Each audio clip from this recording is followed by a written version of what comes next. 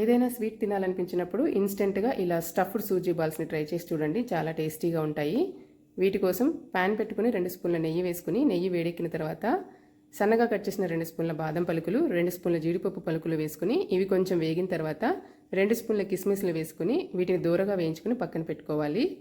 ఇప్పుడు ఇదే నెయ్యిలో 1 కప్పు బొంబాయి రవ్వ వేసుకుని లో ఫ్లేమ్లో 5 నిమిషాలు ఫ్రై చేసుకున్న తర్వాత అరకప్పు షుగర్ వేసుకుని ఇంకొక 2 నిమిషాలు ఫ్రై చేసుకుని కాచి చల్లార్చిన 2 కప్పుల పాలు పోసుకుని లో ఫ్లేమ్లో కలుపుకుంటూ 7 నుంచి 8 నిమిషాల పాటు కుక్ చేసుకోవాలి.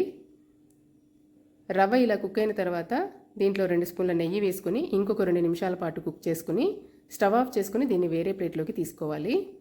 ఇప్పుడు రవ్వ వేడిగా ఉన్నప్పుడే కొంచెం కొంచెంగా రవ్వని ఇలా చేతిలోకి తీసుకుని వెడల్పుగా చేసుకుని దీని మధ్యలో మనం ఫ్రై చేసుకున్నటువంటి డ్రై ఫ్రూట్ మిక్స్ పెట్టుకుని అన్ని వైపుల నుంచి ఇలా క్లోజ్ చేసుకుని లడ్డూలాగా చుట్టుకోవాలి.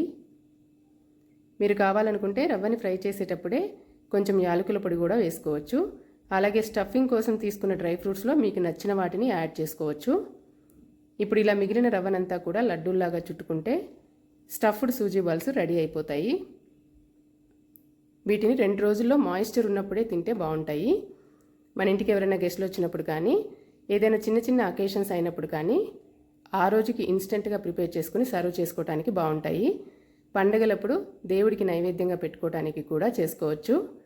మీకు నచ్చితే మీరు కూడా ఒకసారి ట్రై చేయండి.